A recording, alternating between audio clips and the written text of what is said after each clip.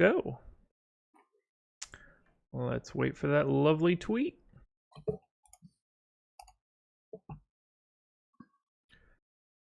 I believe we are live. From what I see, we're live. So, what's going on, everybody? Live before lock. Thursday, November 29th, myself, Eddie Fear, breaking down this 3-game slate. Eddie, how's your day going so far?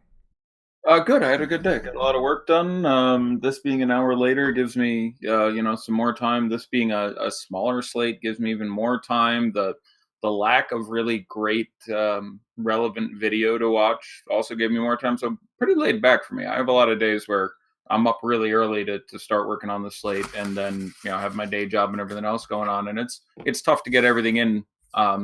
3 games with not a lot of video to watch. Before an 8 p.m. lock is a walk in the park, and plus even the show, I feel like we can have sort of a more heuristic, breakdown conversation than going through so much of the numbers and this and that, just because it's been done to death. I think you did an hour at least before, and Lofty and Adam were in there, but I think they did the early show, and then you guys had a 5 or a 6 o'clock show, so. It's been hammered around a little bit, so I think we can talk about some more edge cases, sort of, enjoy each other's company a little more. Yeah, we have definitely been talking a lot about basketball today at awesemo.com. I'm just finishing off grabbing the most recent update of ownership, so I have all of the right information in front of us. Don't be afraid to hit that like button, everybody. Like and subscribe. And this live before lock show, in case you don't notice, if you can't see the screen, brought to you by Thrive Fantasy. Highly recommend you check out Thrive. It did not go well for me last night. I did not win the big monies. I wish that I did, but I did not. So I hope everybody that got into the Awesemo sponsored contest, I hope some people at least found some success. If you want to sign up for Thrive, go to bit.ly/ThriveLBL. That's Thrive LBL is live before lock, just in case anybody's curious. Nice. Sign up bonuses, which it's not a slow drip. You just get it, which is kind of awesome. $10 bonus for a $10 deposit, $20 bonus for a $100 deposit, and $50 bonus for a $200 deposit. So we'll be having some sponsored content there from time to time. Eddie and I are going to talk about a couple of the plays from the Thrive contest for tonight. But for now, let's just talk about this 3-game slate. Do you have any particular spot that is standing out to you that you would want to start with? Well, I think it's important to. So there's what I think is at least a slight misconception in bankroll management, which is, and it's a good idea if you had to come up with a quick 10-second rule, which is wager the same amount every day. I do think that should be relative to your position and how advantageous you feel against the rake. One of the big things that I harp on when discussing how to make money in basketball these days, because it's really, really hard with the smarter population and the increased rake, is that in most things in which you're wagering, a key aspect of that enterprise is to wager more or less based on your relative advantage or disadvantage. And I don't think that is done as well as it should be in DFS. Most players I speak to from the really bad players are just wagering everything they have every night, redepositing, wagering again. So we're not going to count them. But even the people who I really respect tend to be like, yeah, I play $500 a night. Now, they may change. That's not all of them, but it's like 75% of them. Even people who I really expect, some of the best players in the world, are just like, yeah, I just played this amount every night based on these stakes with minor variations based on whether or not they happen to have tickets or whether or not the main event was this, that, or the other thing, or, maybe a little bit based on the slate. But, if you're a world-class poker player, it's all about getting it in when you think you have the advantage. And if you're a good blackjack player, it's all about getting it in when you think you have an advantage or less of a disadvantage against the house. The only way to play winning blackjack is to count and to change your wager based on when you think you're winning. Even if you're the best counter, if you will, in the world, you are disadvantaged unless you wager your bet size. If you don't change the size of your bet, you cannot win at blackjack. And it's not dissimilar in NBA. And the two applications of this that apply tonight are I have always said that one of the not taken advantage of ways in which people can improve is having a defined process as to how to increase their stakes. Let me go with a completely weird hypothetical. Okay. Let's assume that tonight you're playing on FanDuel where there's no late swap, and we get news at 7:54 Eastern time, so 5 or 6 minutes before lock, that Kyle Lowry will rest and Fred VanVleet will start. So one of the things you need to do there is repair and optimize your lineups. We're going to set that aside for a second. But in theory, if you can do that with any amount of time left before 8 o'clock, the next best thing you should do is pound money onto the table and just be like, holy shit, because you now can assume that you're going to have, if that news broke at that time, I'll say probably no rake or even a little better with dead Kyle Lowry money. Yeah. And you're going to have Fred VanVleet at, I'll say 7% owned, when if that news had come out an hour before lock, he would be 41% owned. So you are all of a sudden massively advantaged. Well, what do you do? And most people, if I ask that question, they're like, well, I just sort of go to the lobby, and that's fine. But depending what site you're playing on, you should really know, because that efficient use of that 60, 90, 120 seconds can make you more money than you make the rest of the month. It's one of the reasons why I try to always be on up to lock, especially since I'm not playing anymore, is that's when I think there are just 2, 5, 7, 11 times a year where it's just like, oh shit, reacting well to that news can be a massive swing in your profit. So the inverse corollary of that being, I don't think there's much of an edge here. I don't care who you are, even perhaps people we work for, I don't think you're probably advantaged tonight. There just simply isn't enough of an edge that exists. There are only 6 teams. I've spent infinite time looking at this. I have, much to my pleasure, I might have watched a lot of, or the existing Kawhi Leonard, Kevin Durant footage that I had handy, and that's a good time. I enjoyed that. But I'm not sure I can turn to someone right now and say, if you take the best basketball mind, the best DFS mind, the best MME mind, put them all together, I think that guy is Alex Baker. Is Alex Baker, yes. It's exactly what I was going to say. So I'm not sure if Alex, who I think is at least on par with everyone in this business, if not better than, is advantaged tonight. There simply has to be, at a certain point, no matter how smart you are. Let's assume for the moment you are the smartest person in the world and I am a dullard, okay? There has to be some number of decision points and skill in whatever contest we are competing in for you to be able to beat me if there's some sort of rake. If we're just flipping coins and it's dumb chance, you're not advantaged over me. I can flip coins just as well as you. If we're doing some fairly simple game, that may, purport you some 6 or 8% edge, but if there's a 12% rake, you're still a dog. And I would think that would be the case here. So until we get the Kyle Lowry resting news or something else changes between now and then, I would probably recommend people wager a little less than they normally do tonight, because I don't think any of you are particularly advantaged unless there's, I could be wrong. Maybe you look at this slate and see, like, I see a huge edge spot. I think, I don't know, Shai Gilgeous-Alexander is absolutely going to go for 40 and he's only going to be 18% owned and I want a pile of him.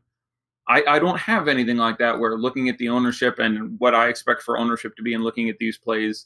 So I know you're supposed to be a proponent for the industry and gung-ho and make strong calls and everything, but that would be the first piece of advice. If someone came to me and said, hey, I want to do well tonight, what should I do? I would be like, well, maybe wager less at the moment.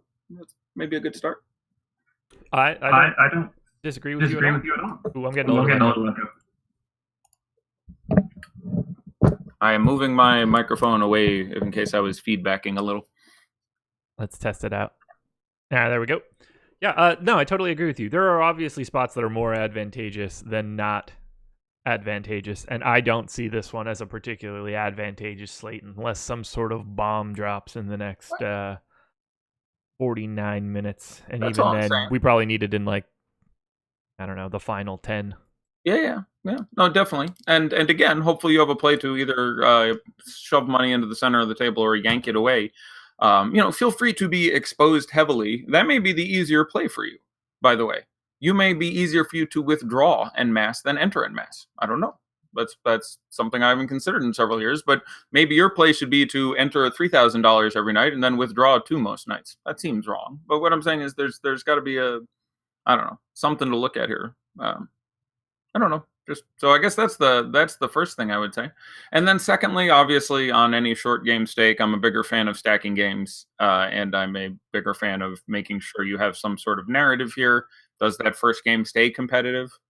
Uh, if not, how do you think it goes? Does that lead you to expose yourself to no one from that game, or maybe some of the bench guys if you think it gets wicked out of control?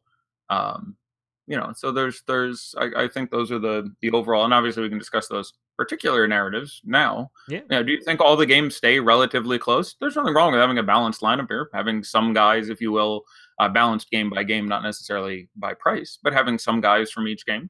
That certainly has a chance of working out here, but don't have any lineups that are very, very unlikely to work out. Like, I don't know, simple example: 4 Kings, 3 Raptors, and a Pacer.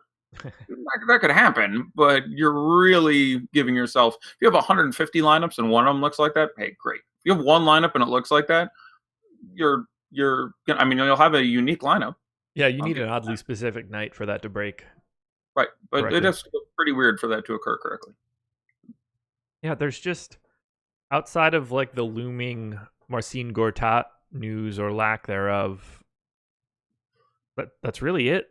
Unless there's a pure surprise. Send me a message like, hold on. Sorry, I got people who keep an eye on you and let me know when you're going crazy. I gotta find this. Where is it? Your boy Josh does not have near enough respect for Boban. That's all I got. Was there a earlier show in which you were not? He's like 4,700. He's like 4,700 on FanDuel. Even if Gortat's out, I don't love the idea of having a ton of Boban because I'm not really sure this is the best utilization of Boban. The Kings are a very up and down team. They could be up and make that bucket and be back on D before Boban crosses half court. That's they also have, I like Mike Scott in that scenario more so than I like Boban to soak up more minutes. Well, that's a very interesting point. Well, I will say this: the Clippers themselves are not a slow team. They're not. So when they're 8th, 10th, and 8th, somewhere they're in the top 10 though. So when we say I'm not sure Boban can keep up, obviously that is relative. When you're playing against the Hawks or the Kings or one of those teams, yeah, that's a lot of sprinting for our guy. But I would say on FanDuel, I am a big fan. Like, this is hilarious, but I think I like playing him more if we don't know. Like, if 8 o'clock comes, I think I like Boban more if we haven't heard news. I think if we get news that he's starting, then I'm a little more interested in running the fade, which feels bizarre. But the ownership is going to be massively different. It depends what time that news comes out. Like, if Boban news comes out in 3 minutes, Boban is going to start. He's going to be more owned than I will have for sure. Right. He'll end up being like 40% on FanDuel or some number like that. And, I still like him, but the price is 47, not 35. The DK price, it's a no-brainer. Right, but it's $2,000 extra to get Willie Cauley-Stein, and I like Willie Cauley-Stein a lot tonight. I think I still project him a little more than Boban, and on a 3-game slate, the salary is less important. So that's just I'm just obviously talking completely out of my ass, and I'm not sure if this is of any value for anyone. But like, if Boban news comes out in 5 minutes, Boban's going to start. I think if I'm playing one lineup on FanDuel, I don't play him. That obviously can go extremely badly. He can get 44 fantasy points in 18 minutes. Yeah. But, obviously it turns into a big Montrez game. Yeah. That's interesting. Yeah, so, like, if we get news that he's starting right now, I obviously have some amount of Boban. Sure. Because clearly. Yeah, it's fine to full fade. Yeah. It's always fine to do it. You're just saying, okay, I think he played one of the games he started, he played 12 minutes. Right. It's worth pointing out when you go back and look at the might as well take the time. Let me pull up his lock here. But the spath of 5 games he started at the beginning of November we're all generally pretty slow teams. He started, hold on, I want to make sure which of these games he actually started. Pretty sure against the Wizards.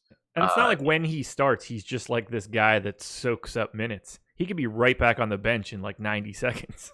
Yeah, he can. I mean, that can happen. So he started against the 76ers. That's not massive pace. The Magic. That's not massive pace. Minnesota. That's not massive pace. Portland. That's not massive pace. And then they pulled him out of the starting lineup, and he did not play when they played Milwaukee, who was like third or fourth in the NBA in pace. Yeah. Maybe it's like sixth now. So, that even gives me maybe an inkling. Doc goes, okay, I don't want this guy running wind sprints. So, I'm kind of with you. It's interesting. Again, we're all trying to find something unique here, but yeah, I'd be more excited to not play him than play him if we found out he was starting now, which feels just so bizarre, and that's fun. That's good times. I'll be honest, I didn't see that turning out to be you and I being like on a similar page after being told that I'm crazy. I'm not saying that you said that I was crazy. Whoever told you that I was first of all, not a Boban lover. Well, first of all, the process is great, and you should be lauded for having it. Like, everyone's first reaction is Boban is starting, and he doesn't cost, the amount he should cost when he's starting, which is, $8,000 or whatever. Yeah. I'm going to play all the Boban I can, especially if that news comes out late. And that's a very normal first reaction. But the fact that you took a second and went, well, hold on.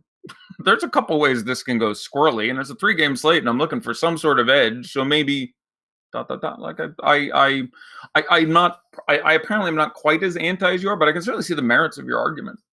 And like again, it's because of 4,700 on FanDuel, a 3,500 on DK. He's the best punt play on the board, even if you think he gets 15 minutes probably.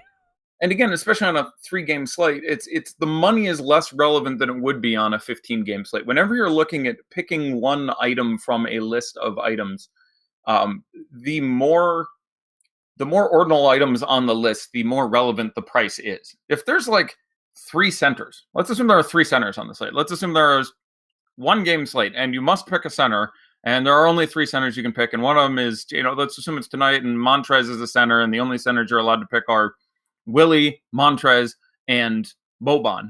Their price becomes much, much less relevant than if there's 12 games and 33 centers, because it just becomes, especially on FanDuel, which is what we're talking about, just sort of winning the position. Right. Like, you can't necessarily spend all the money other places, and this is tied in corollary with math with how good Durant and Leonard and LeBron do. If Durant and Leonard and LeBron put up big games, then the money is much more relevant because you needed to spend up for them. But if you only get 45 to 55 out of all 3 of those guys, then money becomes closer to irrelevant sometimes. You can just end up having best lineup spending $58,700. Another key point, by the way, is you should be much more comfortable leaving money on the table on FanDuel than DraftKings. Yeah. Talk about that a lot. DraftKings, because you have such positional flexibility, guys who are eligible at 2, 3, 4, 5 spots, and a utility spot, it is much more likely that the money you left on the table could have been used to some positive good, because it's just much more able for you to slot different shit in different places. FanDuel, no.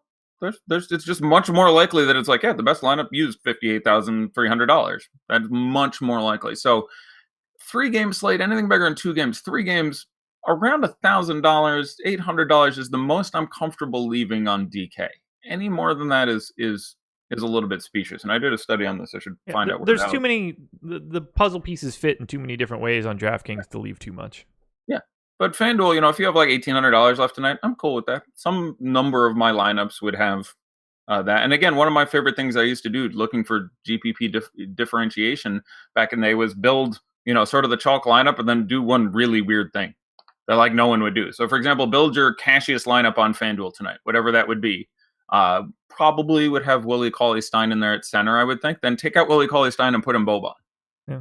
Nobody has that lineup because it's just like everyone goes, oh, I'm going to upgrade to, but like no one leaves that $2,200 on the table and has Boban, but you're still playing the best guys at every position, and then you need the unlikelihood of Boban outscoring Willie Cauley-Stein, which is not freakishly unlikely. And you mentioned leaving money on the table on FanDuel. It's incredibly easy to do so simply because, one, you're still throwing away one salary or one position or one player today. Right. One gets dropped. And the only place that you can spend up on the entire slate is at small forward. Yeah. The highest non-small forward today is $8,500. Is Montrezl? It is indeed. Montrezl? I love that guy. Yeah. No, I totally see it. Small forward is a really fascinating. I feel like we could talk about small forward for 20 minutes. But because of what we just said, how unique is it to play Danilo Gallinari? How interesting is it to play Tyreek Evans? I mean, obviously, it will depress his ownership. Those guys, everyone is going to be like, okay, I think most people's starting desire when they build, they're going to be like, all right, I want to find a way to play two of those three studs if I possibly can. I That's think small. that'll be a very, very popular construction on FanDuel. That's for sure. Right. So I think you get really small ownership on, Tyreek Evans. I think I like playing Tyreek on FanDuel if you can possibly do it. Now, you add some dead in the water considerations, which even if Tyreek does well, let's say you get 38 out of Tyreek. That's a pretty nice number. But guess what? If either two of LeBron, Durant, and Kawhi put up 70, didn't matter. It still didn't work out for you. It was like, oh, I'm sorry, 38 was good, but yeah, if that Raptors Warriors game plays out as a close game and Durant and Kawhi are in it, the bottom half of small forward becomes a place that you don't really need to be. Yep. Oh, so let's just talk about that game for a little bit. Sure. I think we laid out sort of the slate logistics so far. Actually, before we do that, let's talk Thrive for a second. Okay. And we can do two things at the same time because there's a couple props for Thrive that are from this game. And the first one up, and I think it's relevant, would be Klay Thompson's total points. I'm curious where they have the line. I'll say, is it just an over-under or something? It is. I didn't know if you were going to give your thoughts first. Oh, I'm just going to take a guess at where they have put the line on Klay Thompson. And when I say total points, I mean like literal scoring points, not fantasy points. Yeah. 24.5. Then I believe that you are going to love this one. The line is at 20.5. Oh. Now, there is some shading. It is 90 points for the over, 110 for the under. Okay, but still. Yeah, I generally... So just talking about this game in general, well, I suppose I should give you my answer. I will take the over. I would take the over as well. Okay. I worry about the spot a little bit for Durant. Not a ton. There's obviously all the ceiling in the world. No one needs to be told that Kawhi is going to sit on him quite a bit and that Kawhi is an excellent defender and that the Raptors are an excellent defensive team and they're on the road, west traveling east. There's a whole circadian rhythm bullshit thing we can get into here. I'm with you here, so I'm anxious to hear what you have to say, but go on. It's all that. It's also the fact that I think we're giving these Warriors a little too much credit. Like they have had couple more decent games recently, but they've been bad. Yep. Like Steph Curry being out for a week or two was the best thing he could do for his MVP candidacy. Because Draymond or not, this team is bad. I mean, they're defensively bad. Like they are bottom 6 in the NBA, depending on exactly what stance you're looking at. They're shit. Like they're really bad right now. And the offense obviously is not firing on all cylinders. And most of the time when it's working, it's just, Durant being like, hi, I'm Kevin Durant. I'm the best offensive player ever. And it's like, okay, well, couldn't quite handle that. But outside of that, shit is not flowing. Like Iguodala, Quinn Cook, simply not initiating a functional offense. This team's legit bad now. And this Raptors team's legit good right now. Now, those are both asininely vague statements, but when I see this as like an 8-point game, there's a Raptors team that I really, really like at home. And I'm dubious of this Warriors team at this point. Like you're looking at the greatness of Kevin Durant getting you there. Yep. But this is a deep, talented Toronto team, and I'm loath to pick against it. So, my favorite sort of construction on FanDuel, probably the first 3 players I put in are LeBron, Kawhi, and Klay Thompson. Because they still have to score some goddamn points. And if I think they sort of sit on Durant and don't let him go Nova, because again, I'm just fading, 65 is the point at which I feel like I've made a horrible play not playing Kevin Durant at his price. Yeah. then I'm like, okay, well, I presume Clay has to do something decent. So that leads into my thrive answer there. And so, obviously this is, 60-40. This is, I think, slightly more likely to work out this way. And we'll never know the answer, by the way, just because it goes the other way tonight or because it goes my way tonight. There's obviously, you play this game out 100 times, you're going to get a very broad spectrum of Kevin Durant results from 31 to 100 fantasy points. But Yep. yeah, that's sort of my first inclination, because like it's the Warriors, and it's weird to look at the Warriors as dogs, let alone significant dogs. But they've been, all primary and secondary statistics and just the eye test. I've watched a lot of their games. They're not good right now. No, they're not. Their defense is really poor too. With no Draymond and Steph not as much, but no Draymond, I think, is the bigger piece defensively to keep them in the game. If Steph were healthy, they can shoot themselves into any game, but they can't stop anybody right now with Draymond off the floor. Yeah. And again, just they're so good defensively, and there's two guys that really have to, like, I like Iguodala. I've always been an Andre Iguodala fan. I think he's a fine tournament play tonight because his ownership is going to be fairly low because he's been, dreadful and kind of asleep at the wheel. Like, he hasn't even been there for some of these games. Like, his usage is low. Do you know how, like, literally how low it is? Laffy asked me this question this morning. How many shots do you think Andre Iguodala took in his last 5 games? How many field goal attempts? Field goal attempts. Oh boy, let's see. Well, there's a last 5 games. I'm obviously leading you somewhere, but yes. Yeah, no. But there's a 1, a 3, and a 4. I know off the top of my head. So we're looking at a little number here. It's a very little number. Yeah, 9. 9 shots and 5. Hold on, 12. Sorry, 12. 12 and 5. 12 and 5. 9 and 4. Yeah, I know there's a 3 and a 4 in there, but yeah, that's 9 and 4. 12 and 5. Yeah, I guess 30 because he's Andre Iguodala. I'm not pouring over that one. 6 shots a game, which is not like a healthy amount. Like your average NBA player who starts and play 30 minutes takes 9 to 11 or something. In his last 60 minutes, he's taken 3. That's so hard to do. To take 1 shot in 28 minutes to get a 1.6% usage rate on here, I don't know how you do that. By the way, the best part of that stat, one of those games was against the Kings. Yeah. Like, I believe, right?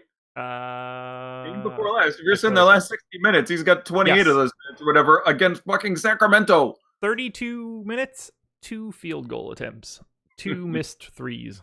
Right. So now, like, he is a guy who, especially for a guard, picks up a fair number of blocks. If he plays 30 minutes, he averages something like 1.3 steals and 1.1 blocks or something. So you can randomly get 4 and 2 of those, and then you can make a couple threes and then take 7 shots. Shouldn't be unreasonable to be vaguely possible. Certainly, you'd like to think, obviously, again, talking out of my ass here, but you have a significant number of very good, very mobile defensive players on this Toronto team, and if they just decide, hey, we're not going to let Kevin Durant and Klay Thompson beat us, so go ahead, Quinn Cook and Andre Iguodala and Kevon Looney and Damian Jones, if you guys can put up 100 points between you, that's fine, but we're only going to give those guys 30. So maybe they maybe Iggy gets left open because they're doubling up on Durant, etc. Like, that's sort of what you're hoping about there. I don't even think it matters if he gets left open anymore. I mean, at some point in time, you got to be open enough to take more than 1 field goal attempt in 28 minutes. How covered could Andre Iguodala have possibly been? By the Kings. Yeah, I don't. It's mind-boggling to me. In fairness, he got a lot of time out there against Shumpert, who's actually an excellent defender. So, okay, like, that's possible. Like, I still like the De'Aaron Fox tonight, just to go to that later game. People are like, oh, it's a really tough match. I'm like, yeah, but De'Aaron Fox is just that damn fast. I like De'Aaron Fox a lot tonight. I don't be dumb about this, but he's just fast. Some people are like, they need to put Pat Beverly on him. I'm like, I don't think Pat Beverly is keeping up with him in a foot race. Like, he'll bump him some, but if he gets, a hip around him, he gone. Like, De'Aaron Fox. Pat Beverly was a good defender because he was physical with people in the half court. Yeah, and I don't think there's been enough said about the fact that he is getting reduced time. And that has a lot to do with the changes in the rules. Yeah. Like, they are more closely enforcing freedom of movement and all that stuff. So just be Pat Beverly, keep banging your ass in the knees, keep, giving you a shot here and there, just being all up in your face. going to get you a couple extra fouls these days and isn't quite as in vogue. So I do think he is, a player who has moved past his time a little bit as far as the rules enforcement goes. I completely agree with you. And it makes me sad a little bit because I'm a big Pat Bev fan just in general and in theory. I love him harassing people defensively, but you could certainly play him in a tournament tonight. There's obviously that line tonight, and you have to ask yourself what you're trying to do. Yeah. You feel like playing some DFS to have a good time? That's great. You want to play guys who have a decent chance of winning and you don't mind possibly sharing the top prize? Then play, Bagley and Ibaka and Durant and LeBron and whomever and Quinn Cook, and just you can put together some chalky sort of thing and enjoy your evening. That's fine. If you are trying to take down the whatever $50,000 top prize by yourself, it's time to take a long, hard look in the mirror at Pat Beverly and Harry Giles and some of the other freakier ways you can go here. Very true. Very true. Do you have anybody that you want to touch on otherwise in the Toronto Golden State game, just so we can put that one to bed finally? I will say Ibaka is very good simply because I expect his minutes to be up and because it plays much more into his hands than, say, into Valanciunas' hands, and the absence of Draymond helps him a lot. And at his prices where he's 6 and 5,500, it's hard not to like Ibaka as a pretty cash play. I like Danny Green in tournaments. So do I. Should get a lot of time here. He's, very good in the roles of stopping guys like Klay Thompson and fighting through screens, as somebody is mentioning in chat, and doing a lot of things you're going to want in this game. So I think you get 33 minutes instead of 28 out of him, which obviously helps a little bit. Not at all shocked if he has 7 fantasy points in his 28 minutes, but certainly some possibility he has 33 fantasy points in those minutes. And, I can't imagine we have projected much more than 8 or 10%. That crack the slate pretty wide open. Obviously, there's just all these value guys. It's gonna come down to a lot of luck having your 3K guys randomly put up, 28, 34, 41. Danny Green, a guy I'm looking at on FanDuel, and you were right for DK, 7% ownership.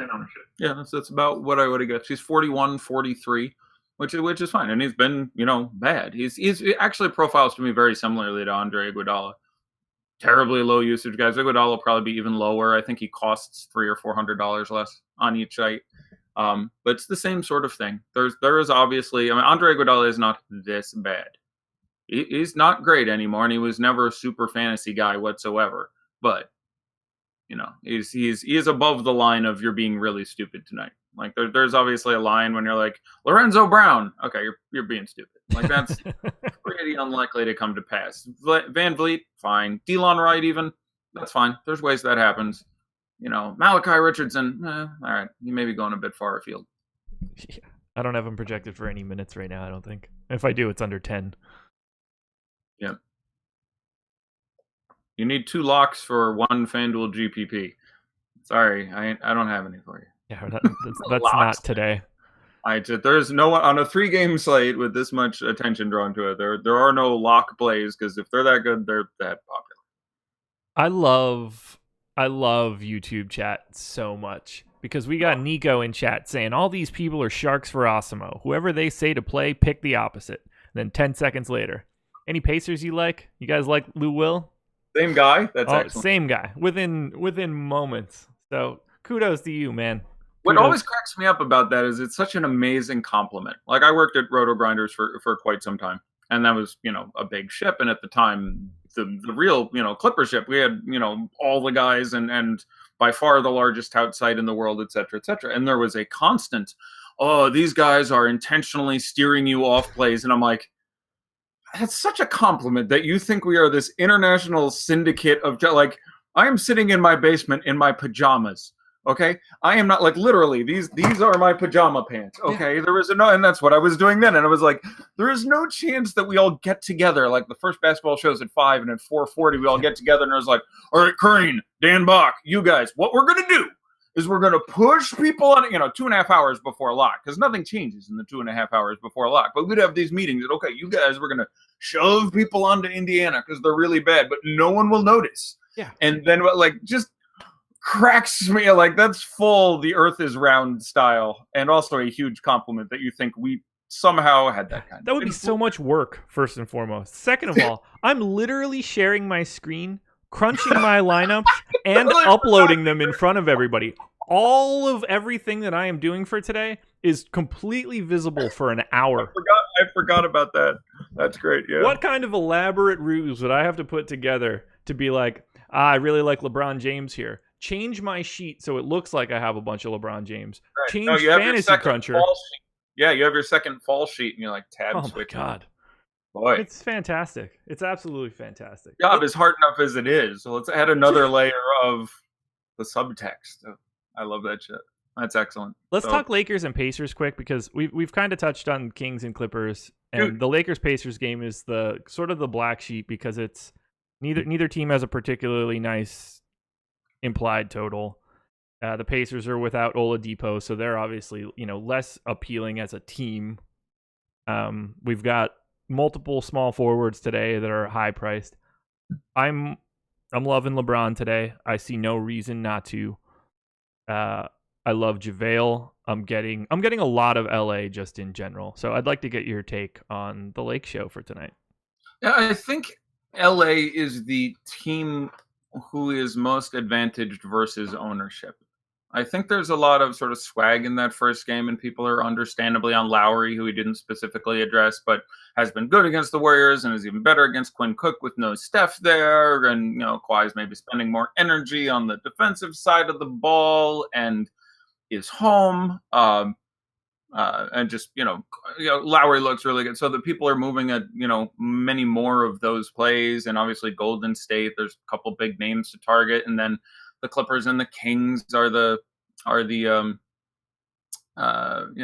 fast hammer game, although I guess concurrently with the other late game. But everyone, and again, Pacers versus Lakers, but Lakers, I think, especially outside of LeBron, where a lot of people are going to play and then be like, well, there's some sort of negative correlation running LeBron and pick a guy, Lonzo Ball, Brandon Ingram. So I do think the Lakers end up being the team, and especially that game, but specifically the Lakers, who end up having a little ownership than I would like on a 3-game slate, because there are guys here who have a ceiling. You're going to have advantageous ownership versus upside for a questionable Lonzo Ball, who I think is cute in tournaments on FanDuel, Kyle Kuzma, Brandon Ingram, JaVale McGee.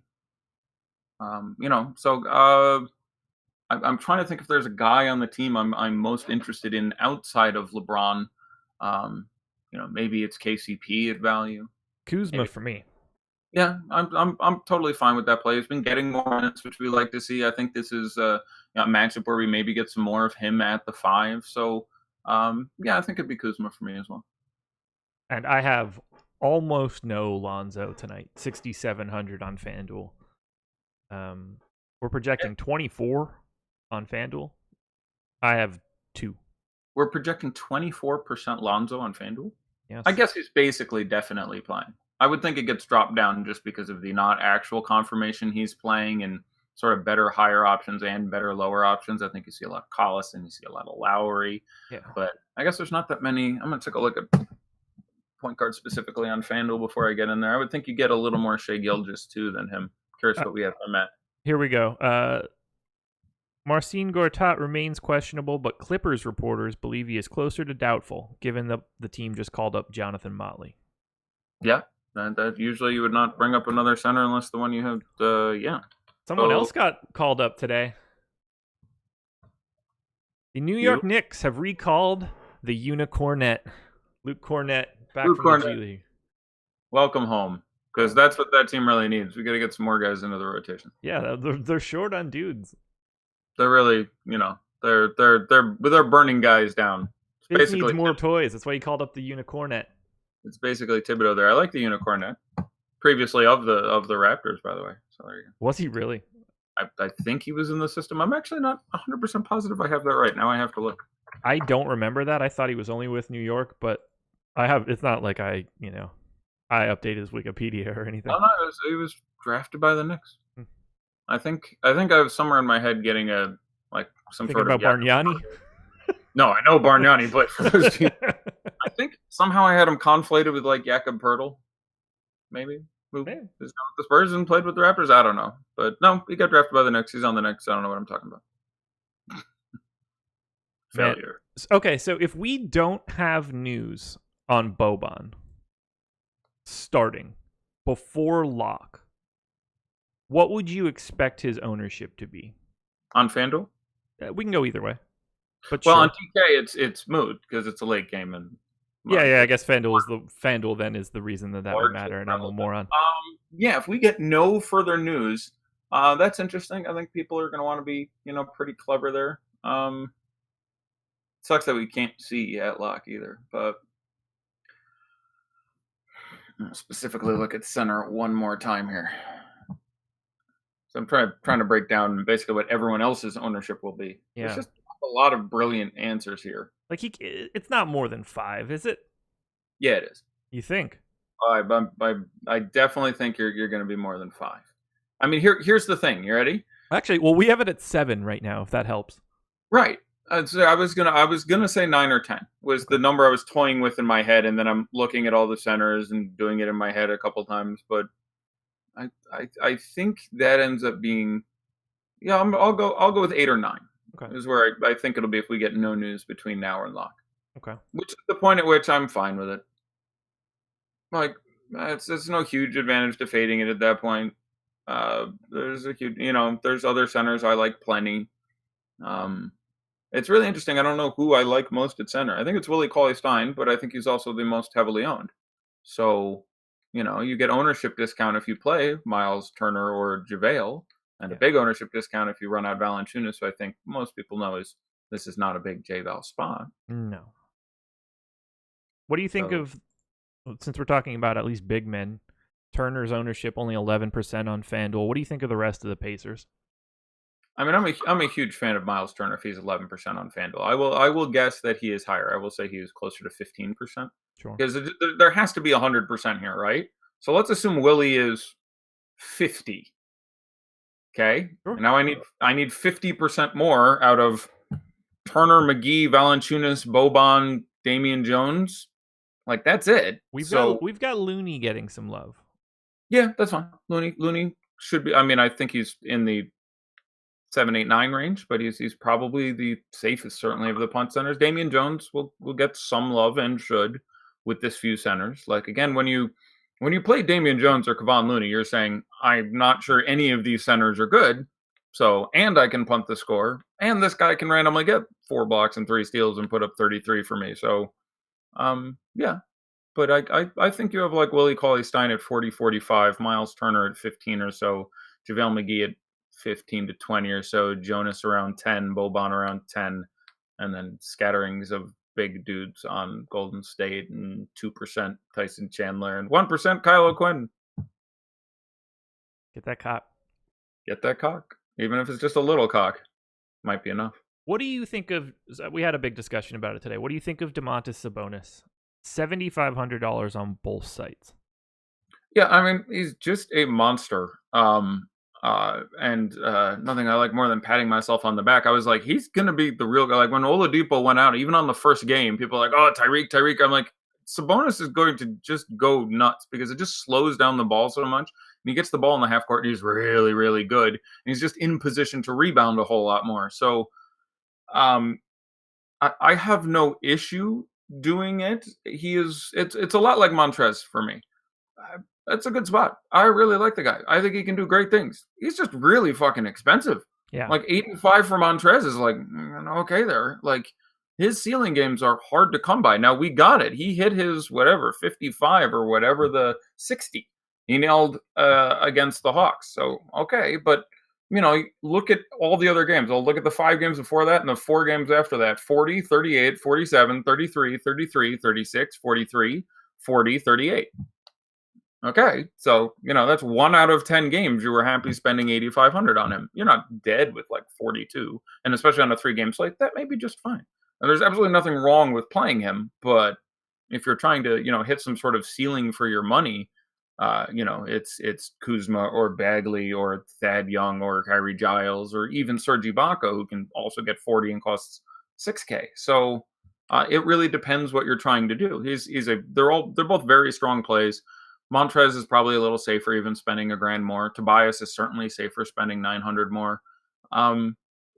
I like all these guys, honestly. Sabonis, probably is going to get you 35 in his 25 minutes, but he could get you 45. It's a real possibility. Don't dislike the matchup against the Lakers. I don't have a really strong take. It's like I can see an upside. He's reasonably safe. He's really, really good. His minutes will probably be shit. He's nice because he does carry a super upside in the form of Miles Turner twisted ankle. Yeah, that's for sure. Like, it's that's what you need. That's what you need for him to like truly hurt you at this price now. A mechanism to get him more time on the floor. Yeah, if he can get 30 minutes, which it's not impossible. It's 10-15% chance. It's Miles Turner injury, Miles Turner 2 fouls in the first 4 minutes, some combination of total of 5 fouls plus, etc. Like, it can very possibly happen. It's not likely. It's almost much more likely he plays in the mid-20s, but it's a good 10-15% chance you get Uber Demonis game, and that's why he's just fine to play. Tobias Harris is going to get his time. You're just like, okay, he's playing the Kings. He can just be super efficient, and he's going to take 20 shots, and hopefully he makes 15 instead of 12 and gets 55 fantasy points instead of 40 to 45, which is what you think he'd get here. Montrez, just you really hope the steals and blocks are there and the game stays close. Maybe they start him. It's not impossible that they just run small. Like, I would not be shocked if Gortat doesn't play and they start Montrez at center. Yeah, I agree. You just run Montrez and Danilo Gallinari as your centers. That's just fine against this team. Willie will have a good time in that case, but it's not like Boban was going to do a great job stopping Willie anyway, really. So I like there's that'll be the real dipsy doodle no one's expecting is, Gortat didn't play. Neither did Boban. Didn't see that coming. It wouldn't shock me at all. It wouldn't shock me. I don't think that's most likely. I think if Gortat does not play, the most likely occurrence is Boban starts and plays 17 to 18 minutes. I'd say something like that. And in those 17 or 18 minutes, I'd project him for 28 fantasy points. Yep. Just great on DK, but on FanDuel, certainly avoidable if you think he's going to be certainly super popular. But obviously, he isn't going to be, because even if we got news, Boban is starting right now, I still don't think he gets over like 25%. Yeah, he needs to have a big day on FanDuel for it to really matter, because there's not really any barriers of stopping you from getting to the big guys already. Mm-hmm. So he would really need to just nuke this entire slate. Also, by the way, the fact that they call up Jonathan Motley is also can be considered an indictment of Boban. Yeah, well, it Everyone's should be. looking at it as, it's great news for Boban. It means Gortat is out. It's like, well, that's one possibility. The other possibility is they have 3 other guys on the team they play at center right now between Harrell, Boban, and Gallinari. So getting another dude might also indicate they don't plan on playing one of those dudes at center. So just, heads up, Chuck. Like, I like Boban. I'm not trying to talk anyone into it or out of it, but just I'm trying to say things that I could really see happening. Them going, I don't want to run Boban out there against this. Like, seriously, we're going to put Boban out there and you have De'Aaron Fox. Go. Like, there's actually going to be a running in circles, dizzy, tumbling over like a tree Boban gif within about 3 minutes. You want to take some questions? Yeah, by all means. I like taking as many questions as possible, just because they often pick up shit that you and or I missed. Yeah, there's like one good question in every 100, so sometimes it's tough. Yeah, I'm lucky. I'm not the host. I don't have to sort through that. Oh God, it's like picking through feces barehanded. Honestly, I'd probably rather do that than ask Cook or Collison, FanDuel GPP.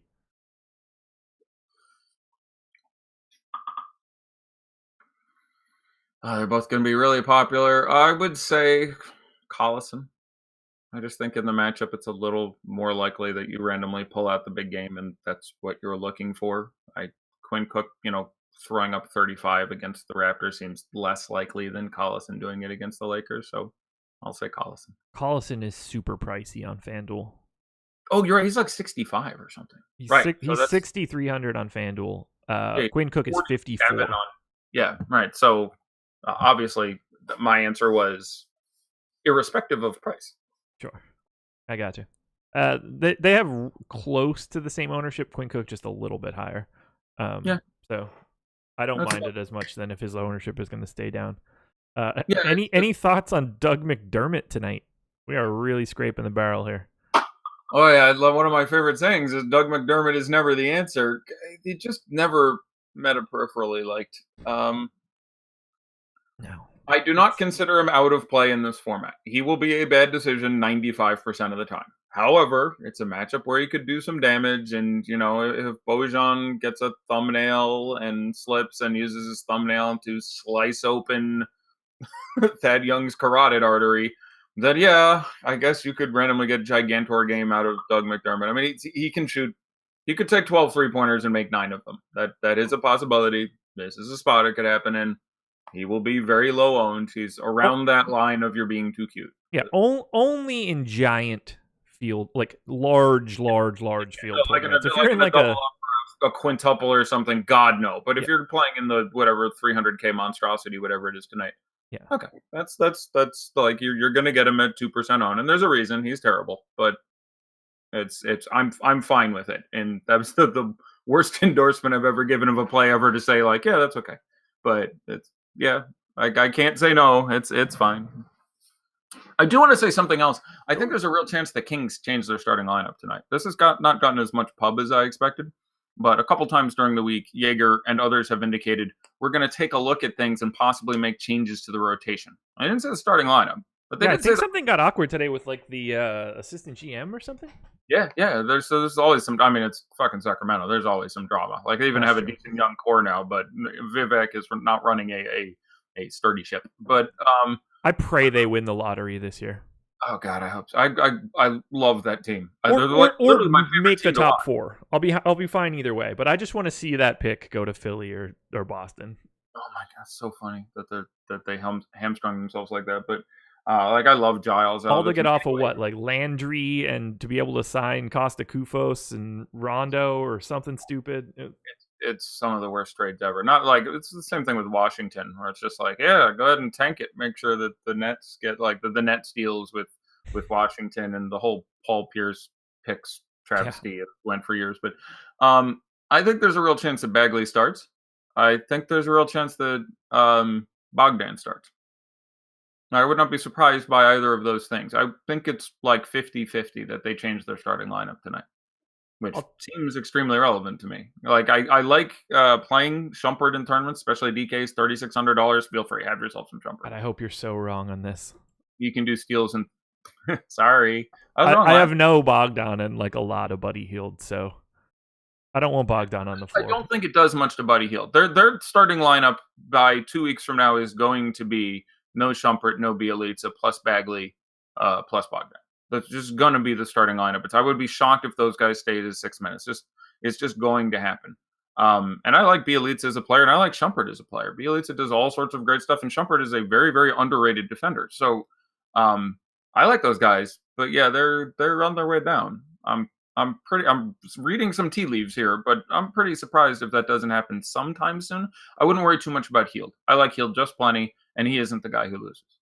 But he loses in usage because Shumpert not taking nearly as many points, many shots as Bogdan. Yeah. Bojan or Bogdan on DK? I will take Bogdan. There you go. Yeah. Also the furry eyebrowed guy who owned the car wash in Breaking Bad. That was also Bogdan. Bogdan's got a bug in his butt. There you go.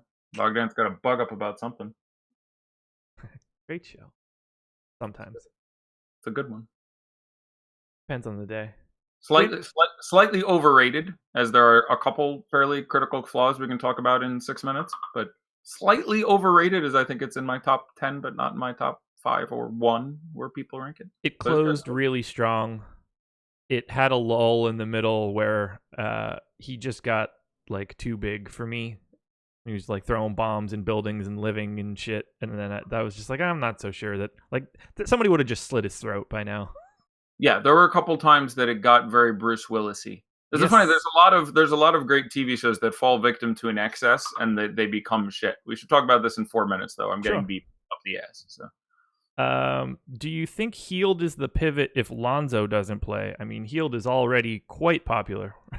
Yeah, Hield's quite good. And there's no reason he shouldn't be. He's just still priced a little better than he should be. But if you have Lonzo and find out he's out and want to go to Hield, yes, I think that's a very natural place to go, and I have no issue with it whatsoever. You should probably just already have him and then go to like Kuzma at $100 cheaper. Sure. I know I'm crossing positions and shit, but you can do whatever you want on DraftKings. This is FanDuel Cash.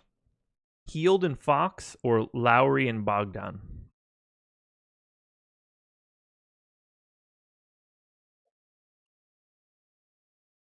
Take Heald and Fox. It's close. Wait, Lowry and Bogdan? Yes. I would take Lowry and Bogdan. Sorry, I mathed it out as Bojan, and those few extra points tilted for me. So it's actually Lowry and Bogdan. Sorry. FanDuel GPP, Heald or Bogdan. We have them separated 33% ownership for Heald, 26 for Bogdan. I was gonna say they're probably like 35-25. I'm fine with making a Bogdan for that reason because okay. I would project them again. I would like Heald a little bit more, but I'll take the lower ownership there. Okay. Lance or KCP, DK single entry. KCP, I think, but you're living your best life.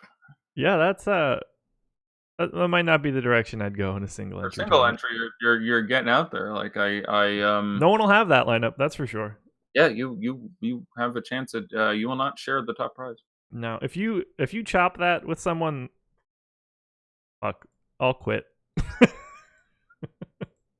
You might chop it because the scores are the same, but you won't chop because the lineups are. Yeah, I mean, my answer is almost like both. Like I want to build that game blows the hell out lineup.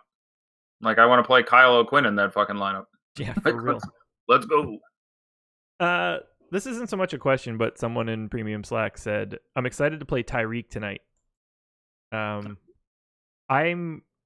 optimistic that Tyreek looks better tonight for some reason. I don't know why. I've just got the feeling. I'm hoping like the bloom is off the rose or whatever the hell that saying is that I'm probably not using correctly.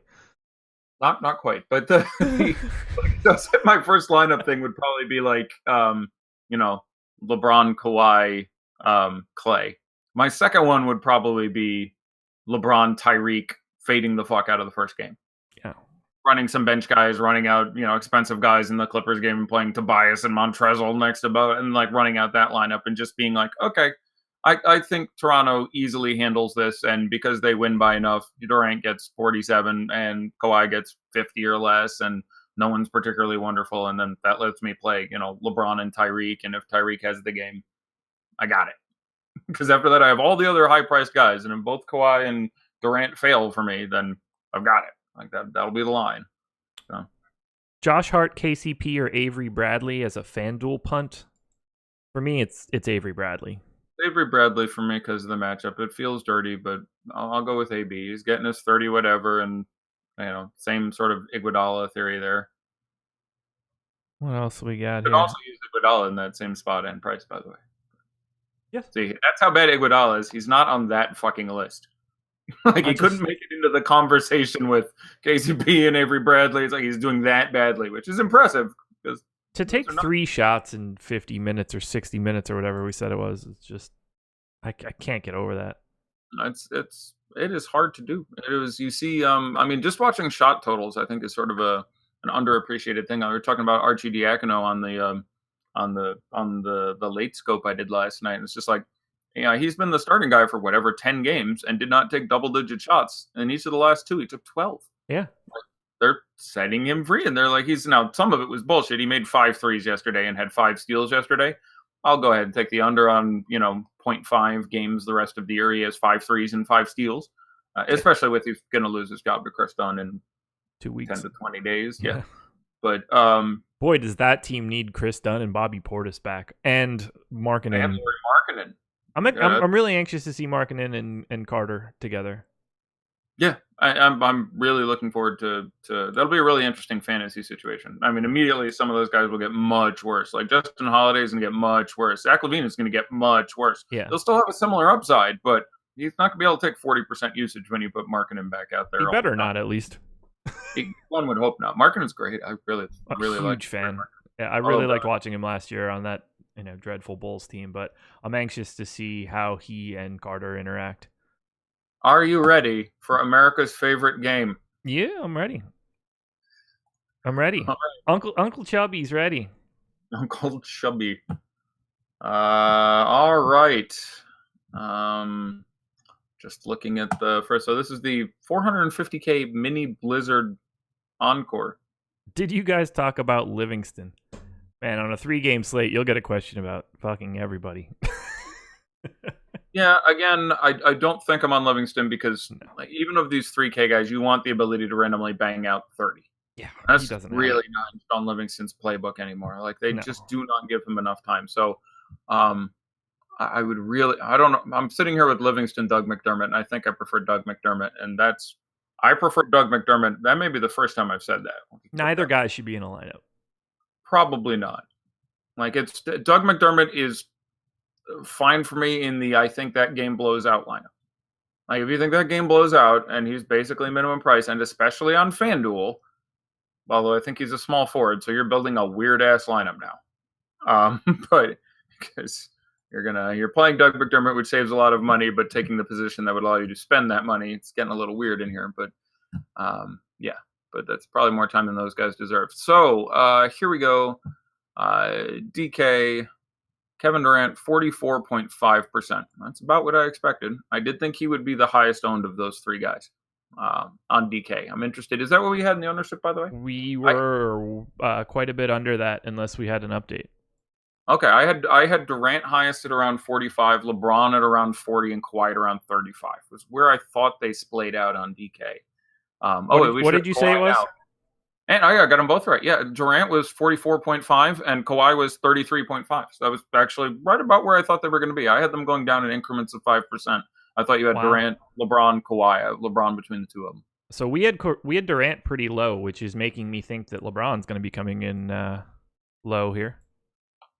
Well, they have to spend money on somebody, but DK, it's not quite as. I mean, we had Durant at 28. So if that's the case, LeBron almost assuredly has to be in the low 30s. Otherwise, there is someone that just didn't get played somewhere.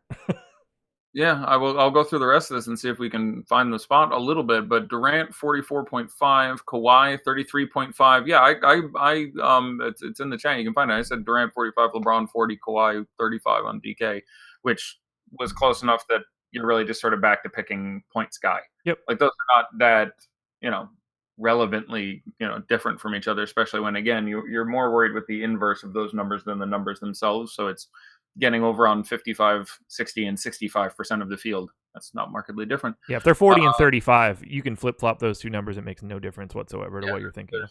There's no way, barring some massively impressive algorithm that is beyond my cerebral capabilities, that you could actually somehow play that differently. Yeah. Lowry 26. I like that. Like Daddy likes Lowry at 26. I do think you have a chance of a very, very big game out of Lowry here. We had him at 26. Nice job, team. Clay 26. Quinn Cook 19. Pascal Siakam 9. Fred VanVleet 8.6. Danny Green 6.7. Valanciunas 6.5. Iguodala 5.4. Kevon Looney 2.6. Jerebko 2.3, Sean Livingston 1.76, Damian Jones. There may be no congratulations, you played yourself tonight. You realize I may play out the string here. We'll see, but I'm just saying I'm worried about it. I'm worried. That's all I'm saying. Damian Jones 1.05, Delon Wright 0.6, Damian Lee 0.6, Jordan Bell 0.5. I like Jordan Bell at 0.5 for what it's worth. By the way, he can get the blowout thing and is actually a decent fantasy guy. I played a little Jordan Bell on FanDuel. Yeah, at 0.5%, I'd feel pretty good about it. CJ Miles 0.4. I like that. OG Anunoby 0.33. I really like that. He's like $3,500. Gets his 28 whatever the hell minutes. Like I'll pick some Anunoby at that point. Greg Monroe 0.05. Lorenzo Brown 0.02. Oh, we're safe. Draymond Green 0.02. Congratulations, you played yourself. And Steph Curry 0.01. So I was worried for nothing. How do people do that? Dummy lineups. Yeah, I've done that a couple of times where I go, like I'll enter my lineup and I'll just, I just want to enter the contest I want and then I'll update it later and then whoops, forgot to update my lineup. Or I thought I was editing my lineup and I was editing my contest. Sure. So I've done that. God, I must have done that 10 times over 4.5 years where it was like, okay, I've got 385 contests going on FanDuel tonight. I have the lineup I wanted in one. Let's go. And then you're like, come on, shitty, Like literally one of my favorite DFS memories, and I have some nice DFS memories and cashed some big checks and had some really good days. One of my absolute favorite ones was my DK dummy lineup cashing in football one week, where I put $5,000 behind it or some really significant number and literally went, what's the average price of a player? $6,000? Click, click, click, click, click, click, click, click, click, enter. Enter it into 200 contests and then go back and, went to update it and updated a lineup or a contest instead of my lineup. And so ran the dummy out there. And it was the most exciting thing ever. It's just all these guys you wouldn't want. I'm like, oh my God, he's going to get there. He got there. Just the worst, the highest owned guy in the lineup. I had like one guy at 30%, and then the rest of the lineup was 2%, 1%, 2%, 3%, 1%, 2%. It was just all these random shitty position players, and they got there. Yeah, it was a good day. Zach Carpenter in chat says, Josh, didn't you have a lineup last year that had a ton of salary left over by accident? I remember you doing that when you were entering DK last minute. Yeah, it wasn't a ton of salary. It was just like 8 flat minimum guys. I couldn't get the CSV uploaded in time, so I 20 maxed some tournament to play on DK and played it with like 6 guys that were on IR. That one sucked. I was on a live stream too. Like everybody watched me not get it in like right under the gun, and it was like, oh, cool. There goes all that money. So some FanDuel numbers in their largest tournament, the 400K NBA shot machine, which I guess is supposed to be a play on slot machine, and just I don't know. That's a bad pun.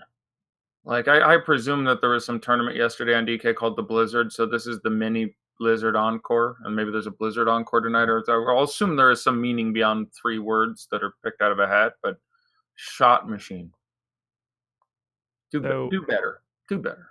You're expecting FanDuel to have better puns? That's what you're telling me here. I guess. I'm hoping. Just saying. It's marketing. Okay. Kyle Lowry 40%. Yeah, it seems about right. Ibaka 41. Okay. Clay 51. A little higher than I would have thought for Clay. Yeah, his is pretty aggressive. I'm kind of surprised by it. Yeah, that is a number there. I don't think there's a download utility.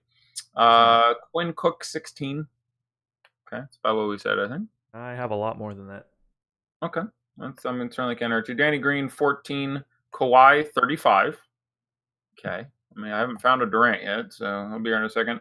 Durant 49. Well, go everyone but Durant for me.